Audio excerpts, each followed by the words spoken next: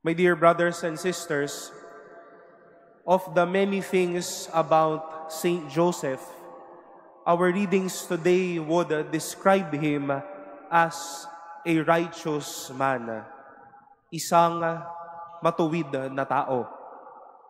Sino nga po ba ang isang taong matuwid?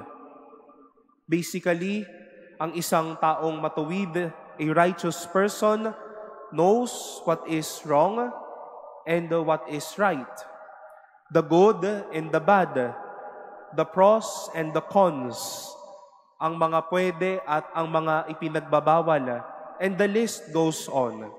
We look up to their values and to their standards. But you know, with the story of Joseph that we have all heard today, we see a much beautiful way of righteousness. Alam niya na tila nadihado siya sa balita ng pagdadalang tao ng kanyang kasama na si Maria. But his values rose up rather than his sentiments. His righteousness became possible when God, through the angel, reminded Joseph, it was through the Holy Spirit that Mary bore the child. We look up to Saint Joseph's righteousness. His values, his standards, and principles were all enveloped by love of God and love of neighbor.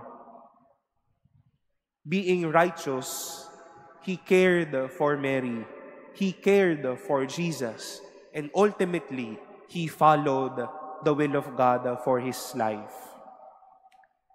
Just days before Christmas, it is our prayer that we imitate Saint Joseph.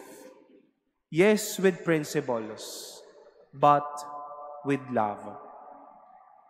Nakakalungkot na tayo ay kilalang may titulo, tayo ay may alam, tayo ay may kakayanan, pero paggalang sa Diyos at pagmamahal sa kapwa ay wala.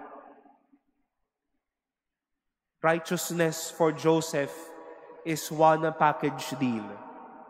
You know what is right and good, but you love God, you care for people, you embrace your responsibility, you do well, you care for others. Righteousness of Joseph, the righteousness of Joseph was to be a man, but also to be a gentleman. In the midst of the blessing of titles, fame, and life, let us not forget our heart.